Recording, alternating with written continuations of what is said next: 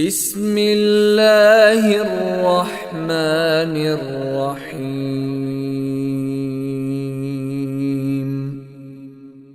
السلام عليكم ورحمة الله وبركاته. إن الحمد لله نحمده ونستعينه ونستغفره ونعوذ بالله من شرور أنفسنا ومن سيئات أعمالنا. من يهده الله فلا مضل له ومن يضلل فلا هادي له. أشهد أن لا إله إلا الله وحده لا شريك له وأشهد أن محمدا عبده ورسوله أما بعد. மரியாதைக்கும் கண்ணியத்துக்கும் உரிய எல்லாம் வல்ல அல்லாஹ்வின் அடியார்களே, அற்புத வார்த்தை அல் குர்ஆன் என்ற தலைப்பில் பல குர்ஆனிய வசனங்களுக்கான தெளிவுகளை தொடராக நாம் பார்த்து வருகின்றோம். அந்த அடிப்படையில் இன்றைய வகுப்பில் 12வது அத்தியாயம் 111வது வசனத்திலே அல்லாஹ் பேசுகின்ற போது, லகது கான ஃபி கஸஸிஹிம் இபரத்துல் லிஉலில் அல்பாப், அவர்களுடைய வரலாறுகளில், அதாவது முந்தைய காலத்து வரலாறுகளில், இபரத்துல் லிஉலில் அல்பாப், அறிவு உள்ளவர்களுக்கு படிப்பினை இருக்கின்றது. மாகான ஹதீஸை யுஃப்தரா, இந்த குர்ஆன் இட்டுக்கட்டப்பட்ட செய்தி அல்ல. வலாக்கின் தஸ்தீகல்லதி பைன யதைஹி, உங்களுக்கு முன் சென்ற வேதங்களை உண்மைப்படுத்தக்கூடியதாகவும், வதஃசீல குல்லி ஷைஇன், ஒவ்வொரு காரியத்தையும் ஒவ்வொன்றையும் தெளிவுபடுத்தக்கூடியதாகவும் குர்ஆன் இருக்கின்றது. வஹுதம் வரஹ்மத்தன் லிகௌமி யுமினூன், அல்லாஹ்வை நம்பிக்கை கொண்ட சமூகங்களுக்கு நேர்வழியாகவும் அருளாகவும் இந்த குர்ஆன் இருக்கின்றது என்று அல்லாஹ் சொல்லி காண்பிக்கின்றார். இந்த வசனத்தினுடைய ஆரம்ப பகுதியில் அல்லாஹ் சொல்கின்ற போது, லகது கான ஃபீ கஸஸிஹிம், முந்தைய காலத்து அவர்களுடைய வரலாறுகளில், இபரத்துல் லிஉலில் அல்பாப், புத்தி உள்ளவர்களுக்கு அறிவு உள்ளவர்களுக்கு படிப்பினை இருக்கின்றது என்று அல்லாஹ் சொல்லி காண்பிக்கின்றார். திருமறை குர்ஆனை நீங்கள் புரட்டி பார்த்தீங்கன்னு சொன்னால், முக்காவாசி வசனங்கள் வரலாறுகளை பற்றி பேசுகின்ற வசனங்கள் தான் அதிகமாக இருக்குது. நிறைய நபிமார்களுடைய வரலாறுகள், சில நல்ல மனிதர்களுடைய வரலாறுகள், அதே போல நபிகள் நாயகம் ஸல்லல்லாஹு அலைஹி வஸல்லம் அவர்களை நீங்கள் எடுத்துக்கொண்டாலும், முந்தைய காலத்து நிறைய வரலாற்று செய்திகளை ரசூலாங்களும் எங்களுக்கு சொல்லி தந்திருக்கிறாங்க. எதுக்கு இந்த வரலாறுகள் அல்லாஹ்வும் அல்லாஹ்வுடைய தூதரும் எங்களுக்கு சொல்லணும்? அல்லாஹ் தெளிவாகவே சொல்றான், இபரத்துல் லிஉலில் அல்பாப், சிந்திக்கின்றவர்களுக்கு, அறிவு உள்ளவர்களுக்கு, புத்தி உள்ளவர்களுக்கு அதிலே படிப்பினை இருக்கின்றது என்று அல்லாஹ் சொல்லி காண்பிக்கின்றான். அந்த படிப்பினைகளை நானும் நீங்களும் வாழ்க்கையில எடுத்து நடக்க வேண்டும் என்பதற்காக அல்லாஹ் சொல்லி காண்பிக்கின்றான். கடந்த 3 நாள் பயானும், வெள்ளிக்கிழமை, சனிக்கிழமை, நேற்று ஞாயிற்றுக்கிழமை பயானும் வரலாற்று செய்திகளை தான் எங்களுக்கு பயானாக பண்ணினாங்க. முதல் நாள் என்ன தலைப்பில் பண்ணினாங்க? வெள்ளிக்கிழமை நைட் என்ன தலைப்பு? கஅப் இப்னு மாலிக். சனிக்கிழமை இரவு கடைசியா வந்த அந்த பெண்ணுடைய பேர் என்ன? 11வது பெண்ணுடைய உம்மு ஜரா, அபு ஜரா.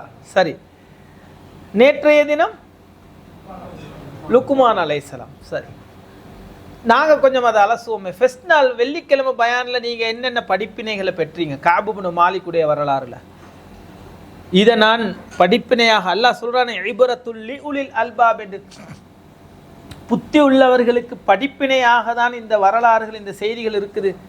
இந்த தலைப்புகளும் எங்களுக்கு ஒரு படிப்பினைக்கு தானே பேசப்பட்டுச்சு. அந்த தலைப்புகள் கஅப் இப்னு மாலிக்குடைய அந்த வரலாறுல நீங்க என்ன படிச்சீங்க? ஏன்னா எங்கட நாங்கள் நிறைய எப்படி இருந்துச்சு 3 நாள் பயானும்? சூப்பராக இருந்துச்சியா? நல்லா இருந்துச்சு தானே?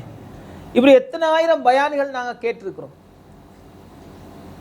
என்ன படித்தோம், எங்களோட வாழ்க்கையில் என்ன கடைப்பிடிச்சோம், எங்களோட வாழ்க்கையில் என்ன மாற்றத்தை கொண்டு வந்தோம் என்றது தான் கொஸ்டின்.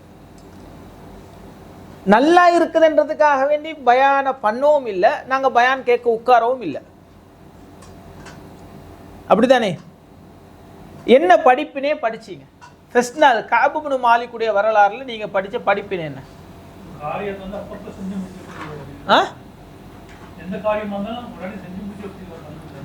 அது என்னடா ஃபர்ஸ்ட் பாயிண்ட் என்னடா, அந்த சம்பவத்துடைய ஆரம்பமே என்னடா, பஞ்சுவாலிட்டியை பத்தி பேசுது அந்த வரலாறு.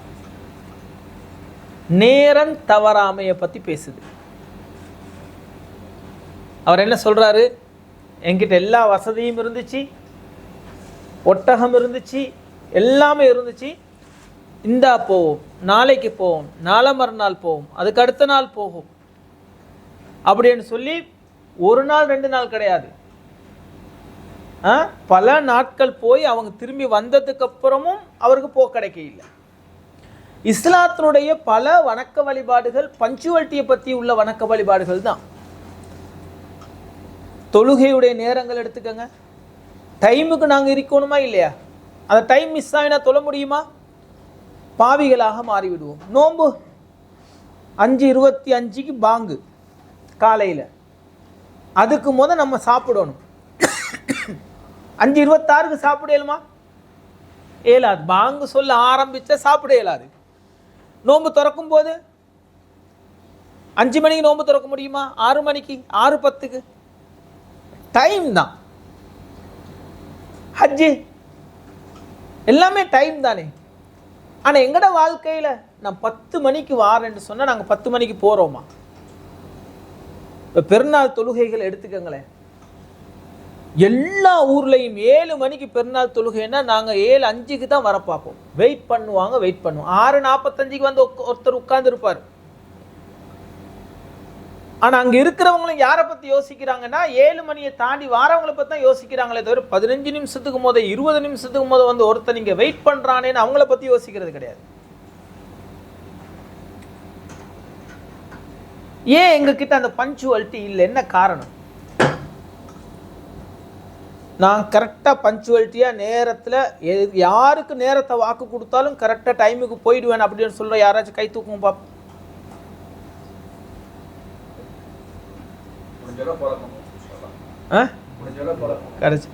ஒரு 2-3 பேர் இருப்போம், அப்படித்தானே? நாங்கள் இங்கே எத்தனை பேர் உட்கார்ந்து இருக்கிறோம்? பஞ்சுவாலிட்டி ரொம்ப முக்கியம். வல் அஸ்ர் இன்னல் இன்சான லஃபீ குஸ்ர், காலத்தின் மீது சத்தியமாக மனிதன் நஷ்ட. அல்லாஹ் காலத்தை சொல்கிறான். இந்த பஞ்சுவாலிட்டியை பற்றி, இந்த நேரத்தை பற்றி, அவங்களுக்கு நேரத்தில் பொறுமதியை பற்றி சொல்கிறதுக்கு ஒரு நல்ல செய்தி அல்லாஹ் சொல்கிறான். மரண தருவாயில் ஒருத்தன் புலம்புவான அல்லாஹ் சொல்லி காண்பிப்பான். என்ன? ரப்பிர்ஜிஉனி, யா அல்லாஹ் என்ன கொஞ்ச நேரம் இந்த உலகத்துக்கு நீ அனுப்பி வை, நஅமல் சாலிஹா, நல்ல அமல்களை செய்துட்டு வர்றேன் அப்படின்னு சொல்லி. அப்போ அல்லாஹ் என்ன சொல்லுவான்? நீ புலம்பல் தானேண்டா. 8 மணிக்கு உங்களோட உசுரை அல்லாஹ் கைப்பற்றணும்னு நினைச்சா 7:59க்கும் அல்லாஹ் கைப்பற்ற மாட்டான், 8:01க்கும் கைப்பற்ற மாட்டான். 8 மணிக்கு அந்த கைப்பற்ற டைம்ல நீங்க புலம்பும் போது அல்லாஹ் என்ன சொல்லுவோம்? அந்த டைம் முடிஞ்சு. அப்படித்தானே? இப்ப நேரத்தினுடைய பெருமதியை மனுஷன் எங்க உணர்வான்னா மரண தருவாயில உணர்வான். அந்த சஹாபி உணர்ந்தாங்க, அதுக்கு தான் எங்களுக்கு சொல்லியும் காட்டப்பட்டுச்சு. நாங்க அதை உணர்றோமா? கஅப் இப்னு மாலிக் அதை சொன்னாங்க ரலியல்லாஹு அன்ஹு. இப்போ நாங்கள் ஒரு முடிவு எடுக்கணும். இனி யாருக்கு ஒரு டைமுக்கு நாங்கள் வாக்கு கொடுத்தா அந்த டைமுக்கு நான் போகணும், வாக்கு மீறுற அந்த கூட்டத்தில் நான் இருக்கக்கூடாது அப்படின்னு ஒரு படிப்பினே நாங்கள் எடுப்போமா? எடுப்போம். வேற என்ன படிப்பினை எடுத்தீங்க அந்த சம்பவத்தில்? இறையச்சம்.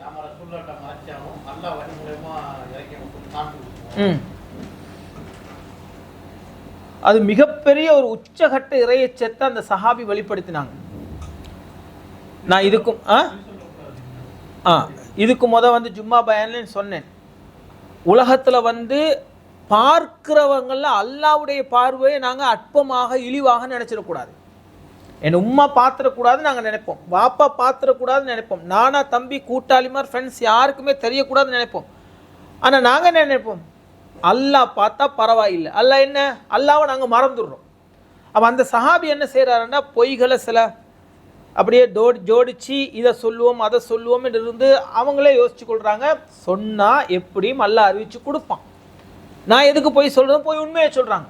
ஏன் வரல, யாரும் சொல்லலாம், இல்லை வர இல்லை, காரணம் இல்லை, வேணுமெண்டே வரல. சரி நீங்கள் போங்க, உங்களுக்கு நாங்கள் சொல்லுவோம். வரும்போதே அது அவங்களோட ஒரு கூட்டத்தார் சொல்கிறாங்க, ரசூலாங்களை தானே மன்னிக்கிறாங்க, நீங்கள் பொய்யை சொல்லிக்கலாமா, அல்லாஹ் உங்களை மன்னிச்சிருப்பானேன்னு சொல்லி.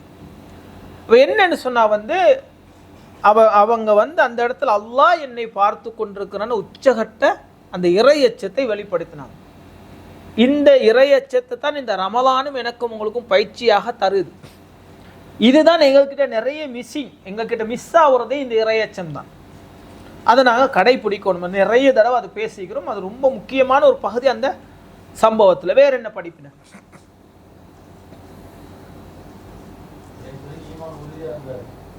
அது ரொம்ப முக்கியமான ஒரு பகுதி. என்னண்டா, அவர் 40 நாள் யாருமே பேசக்கூடாதுன்னு சொல்கிறாங்க. கடைசி 10 நாள், அந்த 40 நாள் என்ன அவஸ்தைப்படுறாரு சஹாபி, ரசூலுல்லாஹ்கிட்ட சலாம் சொல்கிறாங்க. அபூ தல்ஹா ரலியல்லாஹு அன்ஹு நினைக்கிறேன், அவங்களுடைய ரொம்ப நெருக்கமான கூட்டாளி. அவங்க வீட்டுக்கு வர்றாங்க, சலாம் சொல்கிறாங்க, அவர் கூட பேசுகிறாரு, இல்லை அழுகுறாங்க. அந்த ஊர் அல்லாஹ் என்ன அதான் சொல்கிறான், ஹத்தா அவர்கள் பூமி விசாலமாக இருந்ததுக்குன்னா அவங்களுடைய பூமி சுருங்கிடுச்சு, அவங்களுடைய உள்ளமும் சுருங்கிடுச்சு. யாருக்கிட்ட போய் தஞ்சம் அடைகிறதுன்னு இல்லை, அல்லாஹ் சொல்கிறான், அல்லாஹ்வை தவிர வேறு யாருமே அவங்களுக்கு இருக்கே இல்லை. அப்படியே 40 நாள் ஒரு பெரிய தண்டனையை கொடுக்குறாங்க. இந்த காலப்பகுதியில தான் அந்த அரசனுடைய சம்பவத்தை சொன்னார் தானே. இவங்க எங்கிருந்து வந்தவங்க, இந்த சஹாபாக்கள் எங்கிருந்து வந்தவங்க? மக்காவில் ரசூலுல்லாஹ்களை ஏற்றுக்கிட்டு, அல்லாவை ஏற்றுக்கிட்டு, குடும்பத்தை விட்டுட்டு, உறவுகளை விட்டுட்டு, சொத்துக்களை சொந்தங்களை விட்டுட்டு, அல்லாஹ் தூதர் இஸ்லாம் என்று சொல்லி தான் மொத்தத்தையும் இழந்து மதீனாவுக்கு வந்தாங்க. வந்த நேரத்தில் நான் யுத்தத்துக்கு வரலன்னு ஒரே ஒரு காரணத்துக்காக என்னை பகிஷ்கரிக்க, ஊரை விட்டு ஒதுக்கி வச்சு யாருமே பேசாமல் இப்படி ஒரு தண்டனை எனக்கு தர்றது, நான் உங்களை நம்பி தான் நான் வந்தேன். பக்கத்து நாட்டு அரசன் லெட்டர், நீங்கள் வாங்க, உங்களுக்கு தேவையான எல்லா வசதிகளையும் எல்லா பதவிகளையும் நாங்கள் உங்களுக்கு தர்றோம். மனுஷன் அப்படி யோசிச்சிருந்தா போகணுமா இல்லை? நாங்கள் அப்படி தான் சில நேரங்களை யோசிக்கிறோம். நான் இந்த கொள்கைக்கு வந்தே இவங்களை நம்பிதான், இஸ்லாத்துக்கு வந்ததே இவரை நம்பிதான். இந்த உலகத்தில் அல்லாவை தவிர நீங்கள் அல்லாவை ஏற்றுக்கிட்டு இந்த கொள்கைக்கு வந்துட்டீங்களே, அல்லாஹ் கிட்ட தான் நீங்கள் தஞ்சம் அடையணும். மனுஷங்கிட்ட எதையும் எதிர்பார்க்க கூடாது. அவர் அப்படி நினைச்சிருந்தா ரசூலுல்லாஹ்களை விட்டுட்டு அங்கே போனால் அவருக்கு எவ்வளோ ஒரு ஆடம்பரமான வசதியான ஒரு லைஃப் அவருக்கு கிடைச்சிருக்கும். போனாரா கஅப் இப்னு மாலிக்? தூக்கி சுருட்டி அப்படியே நெருப்புல போட்டாரே தவிர, ஏன்?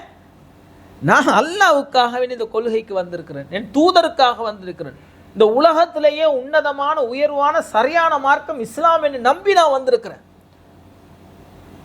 நான் எதுக்கு போகணும் அங்க? நான் இங்கே இருக்கிற இந்த தண்டனையை அனுபவிச்சுக்கிட்டு. இந்த உறுதி எங்ககிட்ட வரணும். நாங்க எந்த சந்தர்ப்பத்திலையும் மார்க்கத்தை தவிர மற்ற எதுல மனசு உடைஞ்சு போனாலும் இஸ்லாத்துல நானும் நீங்கள் ஒருபோதுமே மனசு உடைஞ்சு போயிடக்கூடாது. சரியான மார்க்கத்தில் இருக்கிறோம், சரியான கொள்கையில் இருக்கிறோம், சரியான பாதையில் நானும் நீங்களும் பயணிக்கின்றோம். யா அல்லாஹ், இந்த மார்க்கத்தில் கஅப் இப்னு மாலிக் உறுதியாக இருந்ததை போன்று எந்த கஷ்டம் துன்பம் வந்தாலும் இந்த கொள்கையில கடைசி வரைக்கும் நான் பயணிப்பேன் என்ற அந்த ஈமானிய உறுதியை அவரிடத்திலிருந்து எனக்கும் உங்களுக்கும் படிக்கலாம். வெரி இம்பார்ட்டன்டான ஒரு பகுதி. எங்களை புலம்புவாங்க தானே நான் சில பேர், அப்படிதானே? வந்தா என்ன சொந்தக்கார இவ்வளோ காலம் ரொம்ப கஷ்டப்பட்ட சொந்தக்கார கல்யாணத்துக்கு போக இல்லை, அதுக்கு போக இல்லை, இதுக்கு போகலை, உங்களோட நம்பி தானேடா அப்படின்னு. அப்படி என்ன அர்த்தம்? அவர் இஸ்லாத்தை படித்து விளங்கி அல்லாஹ்வையும் தூதரையும் ஏற்றுக்கிட்டு இதுக்கு வரையில. யாரோ சொன்னதை கேட்டு அது சரியன்னு பட்டு வந்தார். இப்போ ஏதோ சிக்கல்கள் பிரச்சனை நடக்க போகல அவங்கள தான் புலம்புறது. அது நியாயமா இல்லை. அப்போ எந்த சந்தர்ப்பத்திலையும் உலகத்தில் யாரையும் நம்பி போயிடக்கூடாது. அல்லாஹ்வை நம்பி வந்துட்டோமோ அல்லாஹ் கிட்ட சரணடையும், அல்லாஹ் கிட்ட ஒப்படைக்கணும். வேற என்ன அந்த சம்பவத்தில் இது பெற வேண்டிய படிப்பின?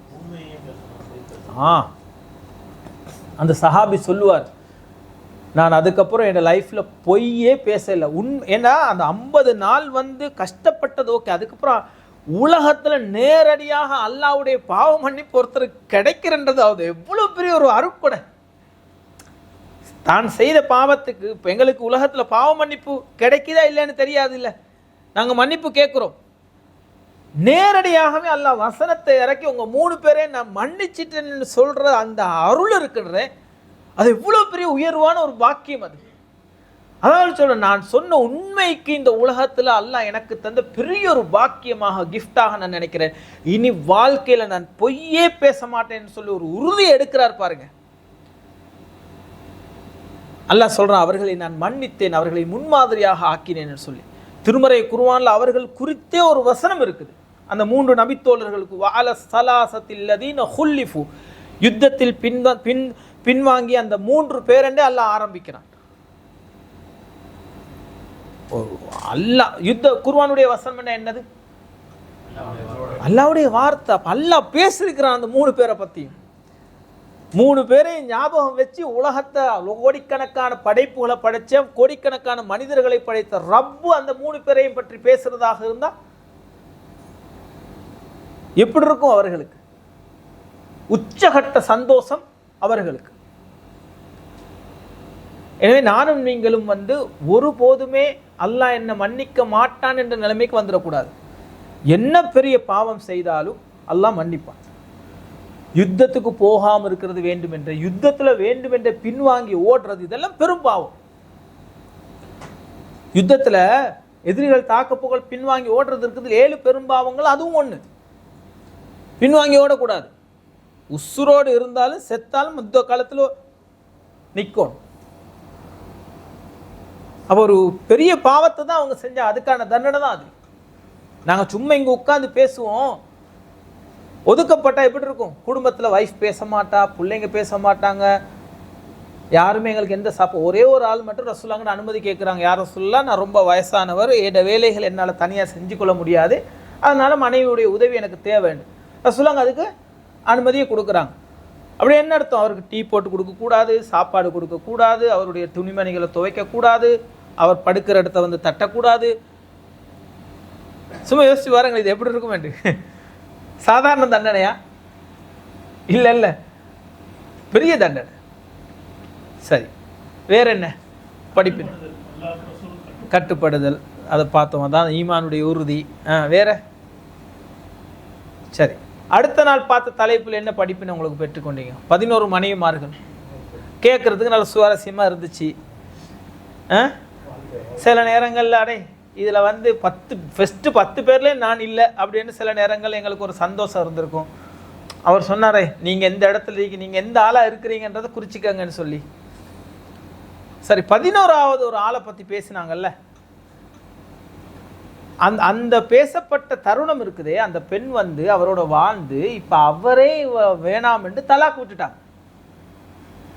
அவரே இந்த பெண் வேணாம் என்று தலாக் விட்டுட்டாங்க. 2ஆவதா முடிச்ச கணவர் அவரும் இவ எப்படி பார்க்குறா, அந்த செய்திகளை சொன்னாங்க தானே. 2ஆவதா முடிச்சவரும் நல்லா தான் பார்க்குறா, சாப்பாடு கொடுக்குறா, அவருக்கு தேவையான எல்லாமே கொடுக்குறா. அப்பவும் அவ என்ன செய்யறா? யாரை பற்றி புகழ்றா? ஒரு பெண் தலாக் சொல்லப்பட்ட ஒரு ஆணை புகழ்ந்து பேசுவாவா? நீ எங்க ஆச்சரியப்படணும்டா, ஒரு பெண் பேசுவாவா?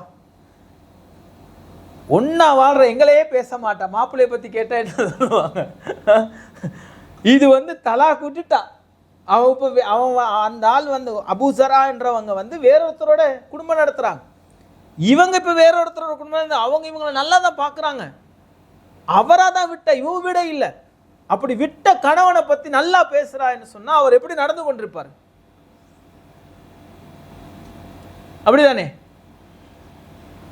அப்ப அந்த ஒவ்வொன்றா சொன்னாங்கல்ல, அந்த ஒவ்வொரு பகுதிகளா அந்த பெண்மணி அவங்களோட உண்மை என்னையோட எப்படி நடந்து கொள்வாங்க, மாப்பிள்ளை எப்படி நடந்து கொள்வாங்க, அவங்களோட பிள்ளைங்க எப்படி நடந்து கொள்வாங்க, வீட்டுக்கு ஒரு வேலைக்காரி வருவா அவள் என்னையோட எப்படி நடந்து கொள்வாங்க, நான் அந்த வீட்டில் எப்படி இருந்தேன், காலையில் எத்தனை மணிக்கு எழும்புவான் அவன், லேட்டாக எழும்புவாங்க, யாரையும் என்னை எழுப்ப மாட்டாங்க, எனக்கு எந்த வேலையும் வீட்டில் இல்லை, கீழே பெண்கள் இருக்கிறாங்க, இப்படி ஒரு வாழ்க்கை நமக்கு கிடைச்சா சந்தோஷம் தானே, உண்மையிலே பெரிய ஒரு மகிழ்ச்சி தானே. அந்த உம்மு ஜரா என்ற அந்த பெண்ணுக்கு கணவன் அபூ ஜரா அவர்களை போல நாங்கள் இருக்கிறோமா அப்படின்றதான் படிப்பு. சொல்லுங்க பார்ப்போம். இதுக்கு சொல்ற இஸ்திம்பாத்னு சொல்லுவாங்க அரபுல. ஒரு ஹதீஸை எங்களுக்கு மதரசாக்கள் அப்படிதான், ஒரு ஹதீஸை வந்து படித்து தந்துட்டு இதில் நீங்கள் என்ன விளங்குறீங்க, அல்லது இமாம்கள் இந்த இதுலேருந்து என்னென்ன சட்டங்கள் எடுத்திருக்கிறாங்க, எப்படி விளங்குறாங்க, இஸ்திம்பாத், அதுலேருந்து புரியப்பட்ட சட்டங்கள் அல்ல புரியப்பட்ட செய்திகள் அப்படின்னு சொல்லி எக்ஸாமுக்கும் எங்களுக்கு வரும். ஒரு ஹதீஸை தந்து இந்த ஹதீஸுக்கு இஸ்திம்பாத் எழுதுங்க அப்படின்னு சொல்லி, இதுலேருந்து நீ என்னெல்லாம் விளங்குறேன்னு சொல்லி எழுதணும். 1 2 3 4 5 6. அதைத்தான் வந்து நாங்கள் படிப்பினையாக பார்க்க போகிறோம். அல்லாஹ் என்ன சொன்னான், இப்ரத்துல் லிஉலில் அல்பாப், புத்தி உள்ளவர்களுக்கு இந்த வரலாறுகளில் படிப்பினை இருக்கின்றதுன்னு அல்லாஹ் சொல்கின்றான். எனவே பயான கேட்கறதுக்கு நல்லா இருக்கும், அதை லைஃப்பில் கொண்டு வர்றதுக்கு தான் படிப்பினை. நாங்கள் என்ன படித்தோம் அப்படின்றது தான் கடைசியாக இருக்கிற கொஸ்டின்.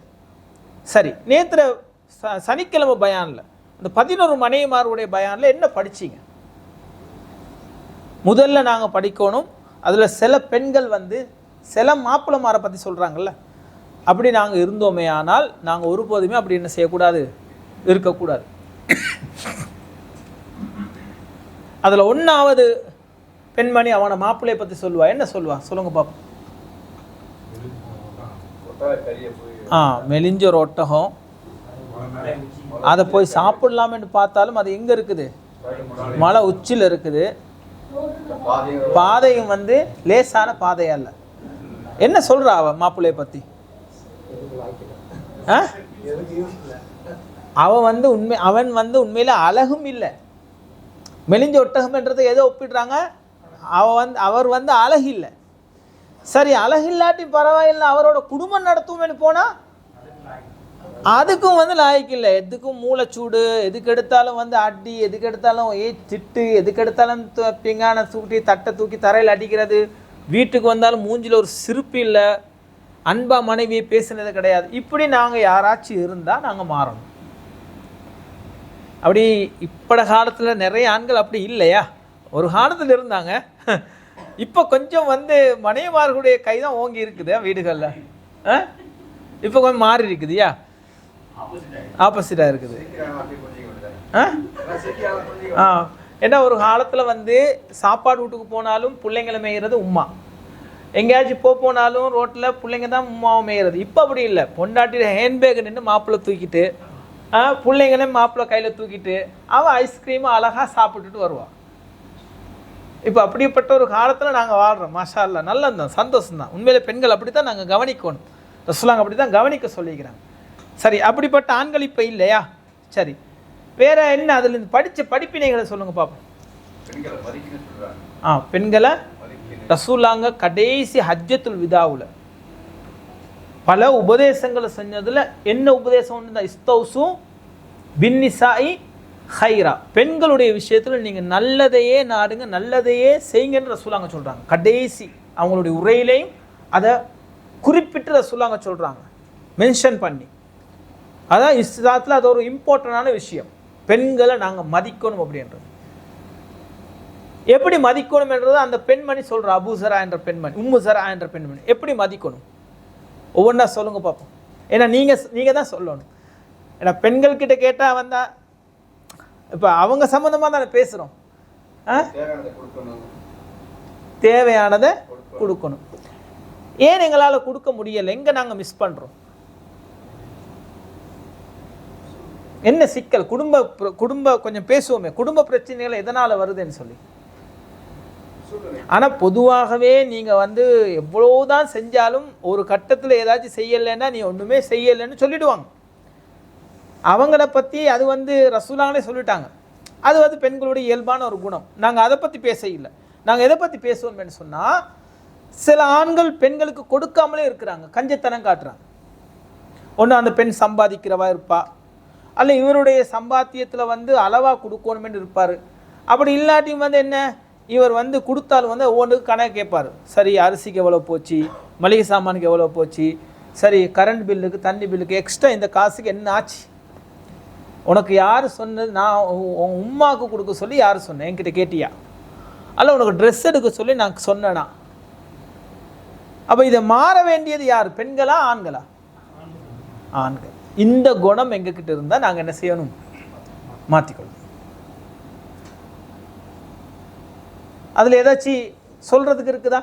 அதை மாற்ற முடியாது. அதை எப்படி மாற்றுறது? கேட்டுத்தானே ஆகணும். கண்டதுக்கு செலவழிச்சாங்கன்னு சொன்னால் அப்படி ஏதாச்சும் லாஜிக் இருக்குதா? ஏதாச்சும் பேசுறது சொல்லுங்கள், டிஸ்கஸ் பண்ணுவோம். ஏதாச்சும்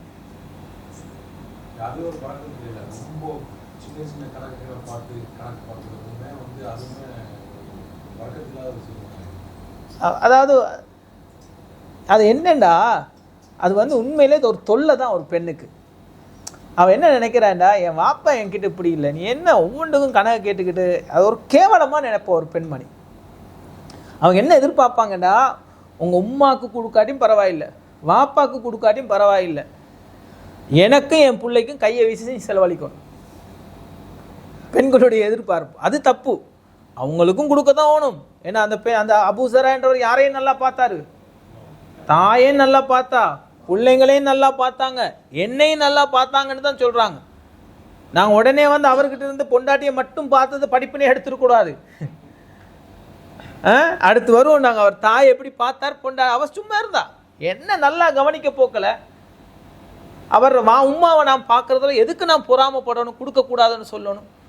இருந்த பிள்ளைங்களும் இவரோட பிள்ளையும் இவரோட பிள்ளையும் இல்லை, யார்கிட்ட பிள்ளை, மூத்த மனைவியுடைய குழந்தைகள். அவங்களால இவங்களுக்கு எந்த பிரச்சனையும் இல்லை, இவங்களால அவங்களுக்கும் எந்த பிரச்சனையும் இல்லை. சரி, ஏன் அந்த பிரச்சனை வருது? குடும்பத்தில் செலவுகளுக்கு நம்ம ஏன் வந்து பெண்களை வந்து போட்டு அந்த நெருக்கடிகளுக்கு உள்ளாக்கணும்? அது உண்மையில ஒரு இதுதானே. நான் உங்களுக்கு சிம்பிளாக விளங்கப்படுத்துகிறேனே, உங்களோட கம்பெனியில் வேலை செய்கிற உங்களுக்கு ஒரு 1000 ரூபாய் தாராங்க. இது வந்து ஒரு வாரத்தில் உனக்கு சாப்பாட்டு காசு 5 நாளில் முடிச்சிட்டோம். 6வது நாள் போய் சாப்பாட்டுக்கு காசு இல்லை. இப்போ அவன் கணக்கு கேட்கும் போது என்னென்னத்துக்கு எவ்வளோ செலவு பண்ணேன், காலையில் நான் இட்லிக்கு இவ்வளோ செலவு பண்ணேன், சாம்பாருக்கு இவ்வளோ செலவு பண்ணேன், ஒரு பன்னுக்கு இவ்வளோ செலவு பண்ணேன், டீக்கு இவ்வளோ செலவு, கணக்கு காட்டுறது எவ்வளோ பெரிய கேவலமான ஒரு காரியம். எங்களை வச்சு நாங்கள் யோசித்து பார்ப்போமே, அது ஒரு நல்ல விஷயமா என்ன பார்ப்போம். இதுக்கப்புறம் இவன்கிட்ட காசு நான் கேட்கவே கூடாது. சாப்பாட்டுக்கு நான் பட்டினி கிடந்தா கூட, பசியில் செத்தா கூட, உன் காசு எனக்கு வேணாண்டா, அப்படிதானே நாங்கள் முடிவு பண்ணானா? அப்படிதானே இருக்கும். இதே நாங்கள் எங்கள் மனைவியுடைய விஷயத்தில் உணர்றது கிடையாது. அவருக்கு ட்ரெஸ் வாங்கி கொடுக்கறது, தங்கம் வாங்கி கொடுக்கறது, நகை வாங்கி, இது எல்லாத்தையும் ஒரு ஓரமாக வைங்கள. சாப்பாடுக்கு கொடுக்குற காசில் எதுக்கு நம்ம கணக்கு பார்க்கறது, கணக்கு கேட்கறது, வீட்டு செலவுக்கு கொடுக்கறது.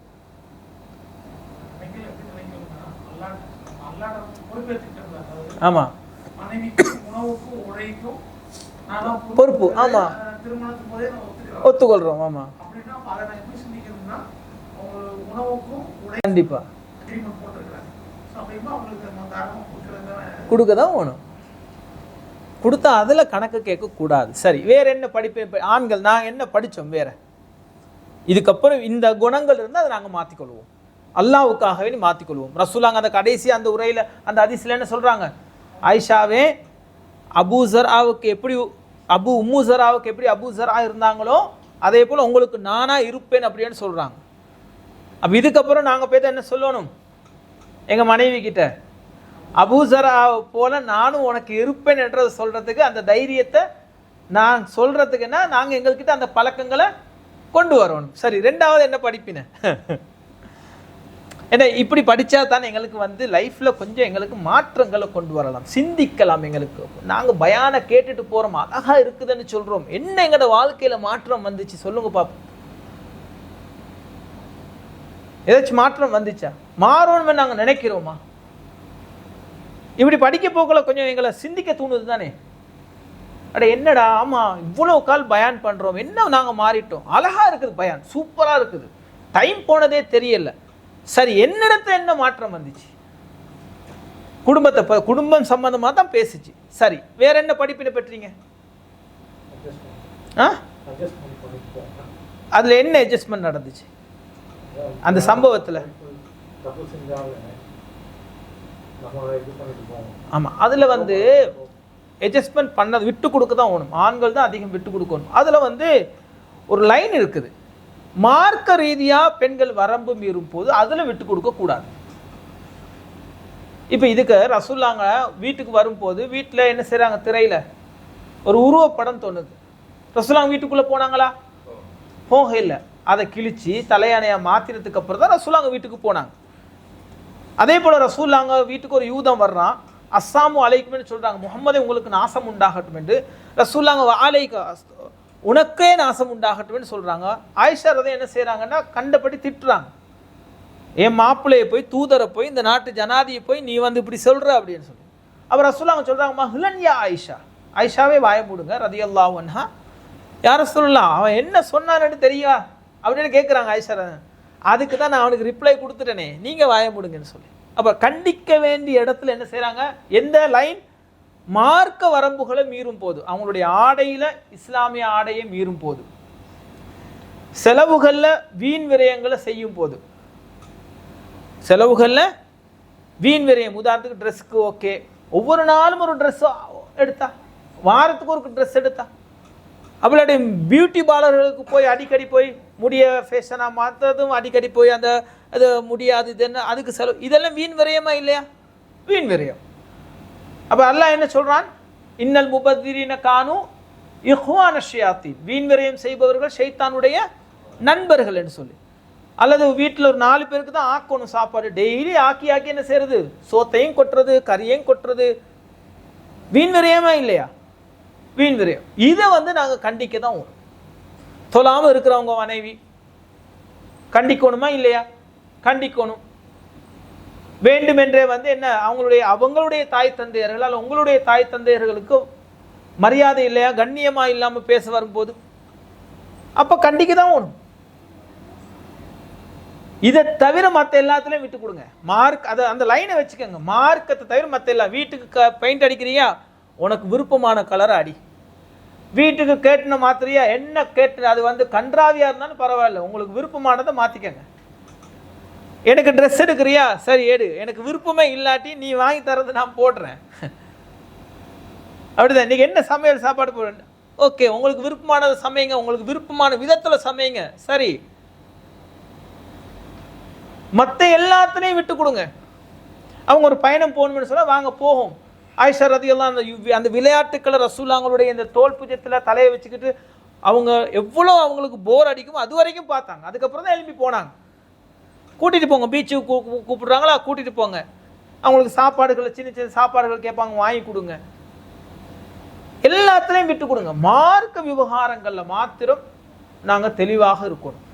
இன்னொரு ஹதீஸ் வருதா இல்லையா, ஒரு பெண்ணுக்கு அல்லாஹ் அருள் புரியட்டும், தன் கணவனை தொழுகைக்காக வேண்டி எழுப்பி அவன் எழும்பாத பட்சத்தில் தண்ணீரை தெளித்து எந்த பெண்மணி அந்த கணவனை எழுப்பி தொழ வைக்கிறாளோ அவளுக்கு அல்லாஹ் அருள் புரியட்டும். அதே போல் தன் மனைவியை எழுப்பி அவள் எழும்பாத பட்சத்தில் தண்ணீரை தெளித்து எந்த ஆண் எந்த கணவன் அவளை எழுப்பி தொழ வைக்கிறானோ அவனுக்கு அல்லாஹ் அருள் புரியட்டும். அவ இஸ்லாம் அந்த லைனை தெளிவாகவே சொல்லுது. சரி, அடுத்து வேற என்ன? அதெல்லாம் விட்டு கொடுத்தாங்க ரசூலுல்லாஹ். என்ன சொன்னாங்க,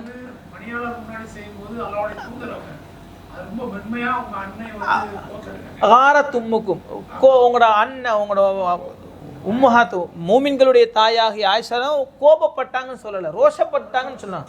காரத் என்ற வேர்டு வந்து தமிழில் வந்து அது அரபுல அதுக்கு டிரான்ஸ்லேட் பண்ண ரோஷப்பட்டாங்க.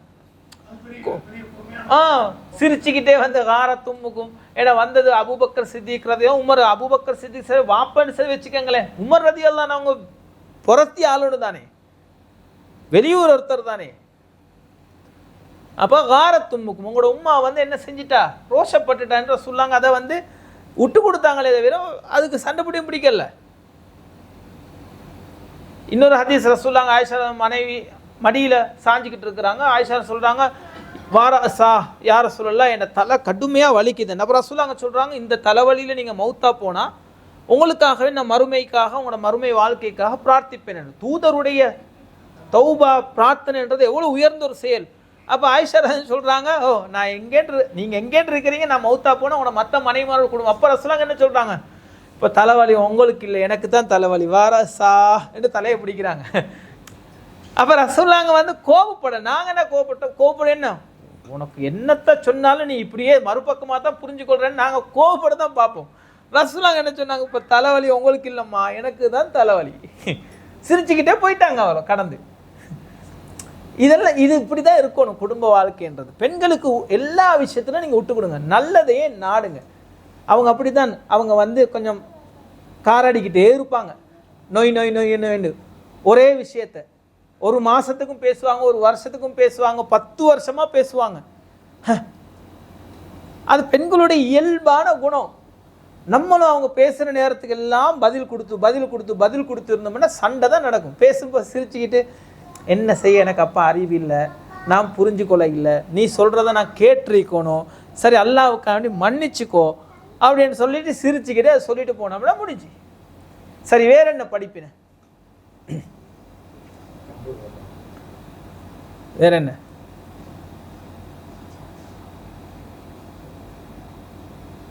பெண்கள் ரொம்ப உயர்வாக நினைக்கிறது அவங்கள மதிக்கணும் அப்படின்னு சொல்லுது. இப்போ அவர் பாருங்க, அவங்களோட உம்மோட முன்னுக்கும் அந்த பெண்மணியை மதிச்சாங்க, ஃபர்ஸ்ட் ஒய்ஃப்ட பிள்ளைங்கிற முன்னாடியும் மனைவியை மதிச்சாங்க. எங்கேயாவது அவையை விட்டு கொடுத்தாவா அவர் அபூசரான்றவர்? நீங்கள் தூங்குறீங்களா 10 மணி வரைக்கும் தூங்குங்க, எப்போ நீங்கள் எழும்புறீங்களோ அப்போ நீங்கள் எழும்புங்க, அப்போ நீங்கள் சாப்பிடுங்க, என் அம்மா வீட்டுக்கு போகிறீங்களா போயிட்டு வாங்க, மதிச்சாங்க. நாங்கள் என்ன செய்வோம், எங்களோட தாயிட முன்னாடி வந்து அவங்களுக்கு நாங்கள் சத்தம் போடுவோம், எங்களோட தந்தைய முன்னாடி சத்தம் போடுவோம், பிள்ளைங்கிற முன்னாடி சத்தம் போடுவோம், அதே ஊர் ஆக்கள்கிட்ட முன்னாடி சத்தம் போடுவோம். வேணுமென்றே அவங்கள நாங்கள் இழிவுபடுத்த கேவலப்படுத்த போவோம். ரசூலுல்லாஹ் அங்கே சொல்கிறாங்க, 4 செவத்துக்குள்ளே உங்களோட மனைவி என்ன செய்யுங்க, நீங்கள் கண்டிங்க, அதுக்கு வெளியே கண்டிக்காதீங்கன்னு சொல்கிறாங்க. இதை நாங்கள் ஃபாலோ பண்ணணும், அவங்கள மதிக்கணும். பெண்கள் விரும்புறது என்னன்னா, நீ காசே தரா என்ன மதி, என்ன ஒரு மனுஷியா, உன்னோட பிள்ளைங்களுடைய உம்மாவா, எவ்வளோ தியாகங்கள் அர்ப்பணிக்கிறேன்னா, எவ்வளோ தியாகங்களை செய்கிறேன், என்ன மதிக்கணும்னு அவங்க விரும்புவாங்க. அபூசரா உண்மையிலே அவருடைய அந்த அவங்க சொல்கிற அத்தனையும் நீங்கள் சுருக்கி பார்த்தீங்கன்னா என்ன செஞ்சாருன்னா, அவர் கொண்டு போய் ஒரு கோபுரத்தில் உட்கார வச்சார் அந்த பெண்மணியை மதிச்சு.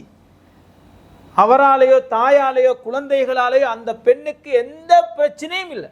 அதுக்கப்புறம் தான் ட்ரெஸ்ஸு, அதுக்கப்புறம் தான் சாப்பாடு, அதுக்கப்புறம் தான் நகை, அதுக்கப்புறம் தான் ஆடு மாடு, அதனுடைய எல்லாமே. ஃபஸ்ட்டு அவர் செஞ்ச என்னன்னா, அந்த பெண்ணை தலாக் விடும் வரைக்கும், விவாகரத்து செய்யும் அந்த நிமிஷம் வரைக்கும் அந்த பெண்ணை பெண்ணாக மனைவியாக மதிச்சார். அவர் ஒரு கோபுரத்துக்கு மேல் உச்சியில் வச்சு எந்த சந்தர்ப்பத்தில் அந்த பெண்ணை இழிவுபடுத்துகிற கேவலப்படுத்துகிற காரியத்தை அவர் செய்யவே இல்லை. அதனால தான் விவாகரத்து பெற்றதுக்கு பின்னாடி இந்த கணவன் நல்ல கணவனாக இருந்தும் இவரை விட அவர் நல்லவன் அந்த பெண்மணி புகழ்றதுக்கு காரணம், அவர் எந்த சந்தர்ப்பத்திலையும் என்னை இழிவுபடுத்தவில்லை, அற்பமான ஒரு பெண்ணாக அவர் நினைக்கல.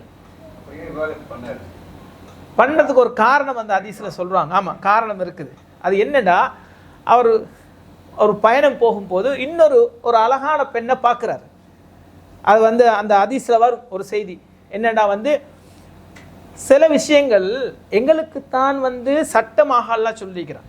முந்தைய காலத்தில் உள்ளவங்களுக்கு அது சட்டமா இல்லை, அவங்களுக்கு இருக்க சட்டம் எங்களுக்கு இல்லை. ஒரு ஹதீஸ் வரும், இல்லை தொழுதுகிட்டு இருக்க போகல உம்மா கூப்பிட்டாங்க, அவர் வரானால தாய் சபிச்சாங்க அப்படின்னு, அந்த சாபத்துக்கு அவர் ஆளாகினார். முந்தைய காலத்தில் என்னன்னா, நீங்க தொழுதுகிட்டு இருக்க போல உம்மாவோ வாப்பாவோ கூப்பிட்டா நீங்க அதை விட்டுட்டு போகணும், தொழுகையை விட்டுட்டு போகணும், அதான் சட்டம், அதான் ரூல்ஸ். அதே போல முந்தைய காலத்தில் உள்ளவங்களோட நோன்பு என்னன்னா, யாரோடையும் பேசாம இருக்கிறது, சாப்பிடலாம், எல்லாமே செய்யலாம், பேசாம இருக்கு, மௌன விரதம், பேசாம இருக்கணும். இது செய்ய முடியுமா? அதையும் செய்ய எங்களால் செய்ய முடியுமா? முடியவே முடியாது. நோன்பை விட்டுடுவோம் நாங்க. இப்போ அல்ஹம்துலில்லாஹ் அல்ல எங்களுக்கு எதை மாத்திருக்கிறான், சாப்பிடாம இருக்கணும், குடிக்காம இருக்கணும்ன்றது. சரி, இதே போல அந்த காலத்தில் உள்ளவங்களுக்கு அந்த ட்ரெஸ்ஸிங் இருக்குது இல்லை, ஆடை அமைப்பு, இப்போ உள்ள ஆடை அமைப்பு இல்லை. அப்போ அந்த ஹதீஸ்ல எப்படி வரும்னு சொன்னா, அவளுடைய அந்த ஒரு இடத்த சொல்லுவான், அந்த பிள்ளைங்க விளையாடிக்கிட்டு இருந்தாங்க, அந்த அந்த அழகுல அவர் மயங்கி என்ன செய்கிறாருன்னு சொன்னா, அந்த பெண்ணை திருமணம் முடிச்சாரு, என்னைய விட்டுட்டு அப்படின்னு சொல்லி. அப்போ ஆடை விஷயங்கள் எல்லாம் அந்த கொஞ்சம் முன்ன பின்ன இருந்திருக்கும், அப்படிதானே? ஏன்னா அவர் ஒரு நல்ல மனிதரை பற்றி தான் ரசூல் அங்கே பேசுகிறாங்க, கெட்ட மனிதரை பற்றி இல்லை. அப்போ அன்றைக்குள்ள சட்ட திட்டங்கள் வேறு. அப்போ அந்த ஹதீஸில் காரணம் வரும் ஏன் இவவை விட்டாங்கன்றது. இன்றைக்கும் நிறைய ஆண்கள் இன்னொரு பெண்ணை தேடி போகிறதுக்கு காரணம் வந்து தன் மனைவி அந்த ஆணை ரசிக்கும் விதத்தில் இல்லாவிட்டால் அந்த ஆண் போயிடுவான். அது பெண்கள் புரிஞ்சு கொள்ள வேண்டிய ஒரு பகுதி. எப்போ பார்த்தாலும் ஒரே ட்ரெஸ்ஸு, ஒரே முடி, அந்த கவுனு, வீட்டுக்கு வரும்போதும் வந்து தலையை விரித்து போட்டுக்கிட்டு அவனுக்கு எங்கே தன் மனைவியில் ஒரு அன்பு கவர்ச்சி வரும்? அவன் என்ன செய்ய வேண்டாம், அவன் வெளியில் எதெல்லாம் ரசிக்கிறான்னு இவன் பார்க்கணும். பார்த்துட்டு அவன் வரும்போது கொஞ்சம் அழகா பெண்களுக்கான அந்த ஜீன்ஸ் பேண்டா நல்ல டைட்டான ஆடைகள் அணிஞ்சு கணவனை என்ன செய்யலாம், கண் குளிர்ச்சி ஆக்கலாம், விதவிதமான கொண்டைகளை பின்னலாம், விதவிதமான ட்ரெஸ்களை உடுக்கலாம். ஒரு நாளைக்கு குளிச்சு நல்ல சாரியை உடுத்துக்கிட்டு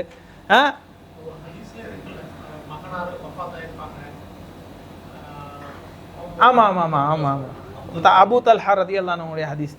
அப்போ பெண்கள் இந்த பகுதியை புரிஞ்சுக்கொள்ளணும். அவங்க இல்லை அவன் என்ன செய்கிறாங்கன்னா ஒரு புள்ள 2 புள்ள ஆகணும்னு அவனை அங்கே என்ன நினைக்கிறாங்க, இதுக்கங்கள என்னது அப்படின்றது. 10 பிள்ளை நீங்கள் பெற்றெடுத்தாலும் உங்கள் கணவனுக்கு நீங்கள் மனைவி. அப்போ அவனை வந்து கவர்ச்சி படுத்துகிற விதத்தில் நாங்கள் செய்யணும். அதே போல் ஆண்கள் நாங்களும் புரிஞ்சுக்கொள்ளணும், அவங்களுக்கு ஹெல்ப் பண்ணணும். இப்போ அவங்க பிள்ளைங்களையும் பார்த்து வீட்டு வேலையிலையும் பார்த்து மொத்தமாக டயர்டாகி நைட்டுக்கு வரும்போது நாங்கள் எங்களை எந்த விஷயத்தை மட்டும் எதிர்பார்த்தா வந்து அவங்களுக்கு இன்னும் கஷ்டம். அப்போ அவங்களுக்கு அந்த ஃப்ரீயாக விடுற மாதிரி எங்களோட தேவைகளை செஞ்சு கொள்றதுக்கு அதுக்கேற்ற அந்த சூழலே நாங்கள் அமைச்சு கொடுக்கணும். சரியா? சரி, இன்றைக்கி நான் பிள்ளைங்களை பார்க்குறேன், ஸ்கூலுக்கு அனுப்பணுமா? சார் நான் ட்ரெஸ்ஸுகளை அயன் பண்ணுறேன், நான் எல்லாம் அவனை கழுவி எல்லாம் தர்றேன், நீ இந்த உடுப்பட்டி அனுப்பிடு அப்படின்ட்டு. ஓகே, இன்றைக்கி சாப்பாடு ஆக்க தேவையில்லை, நான் கடையிலேருந்து கொண்டு வர்றேன். இந்த மாதிரி சில சப்போர்ட்டுகளை அவங்க வாஷிங் மிஷினில் துணியை ஓகே நான் காய போடுறேன் இப்படின்னு இந்த மாதிரி சப்போர்ட்டை கொடுத்தா அவங்க உங்களுக்கு தேவையானது தருவாங்க. அப்போ பெண்கள் என்ன புரிஞ்சுக்கொள்ளணும், ஆண்களை ரசிக்கும் விதத்தில் கவர்ச்சி, ஆண்கள்னா தன் கணவனை ரசிக்கிற விதத்தில் நாங்கள் எங்களோட வாழ்க்கையை மாற்றிக்கொள்ளணும். அப்படி இல்லைன்னா ஆண்கள் இன்னொருத்தரை தேடி தான் போவாங்க. மனைவி அழகா இருந்தாலும் அழகில்லாத ஒரு பெண்ணை என்ன செய்வாங்க, தேடி போவாங்க. சரி, அப்போ அந்த ஒரு பகுதியை நாங்கள் பார்த்தோம். நேற்றைய வகுப்பில் வந்து லுக்மான் அலைஹிஸ்ஸலாத்துடைய செய்திகளில் ஒரு மகனை, ஒரு பிள்ளைய, ஒரு வாப்பை எப்படி வளர்க்கணும் அப்படின்றத, வளர்ந்த பிள்ளைக்கு என்னென்ன அட்வைஸுகளை உபதேசங்களை செய்யணும் அப்படின்றத நேற்றைய வகுப்பில் நாங்கள் பார்த்தோம். இன்ஷா அல்லாஹ் அடுத்தடுத்த கிளாஸ்லேயும் சில வரலாறு சம்பவங்கள் தான் வருது. நாளைக்கு ஒரு அழகான சுவாரஸ்யமான சம்பவம், அதுக்கு அடுத்து ஒரு சுவாரஸ்யமான சம்பவம், அதில் எங்களுக்கு என்ன படிப்புன்னு இருக்குதுன்னு நாங்கள் படிக்க போகிறோம் இன்ஷா அல்லாஹ். சுப்ஹானக அல்லாஹும்ம வ பிஹம்திக் அஷ்ஹது அல்லா இலாஹா இல்லா அன்த அஸ்தக்ஃபிருக வ அத்தூபு இலைக். அஸ்ஸலாமு அலைக்கும்.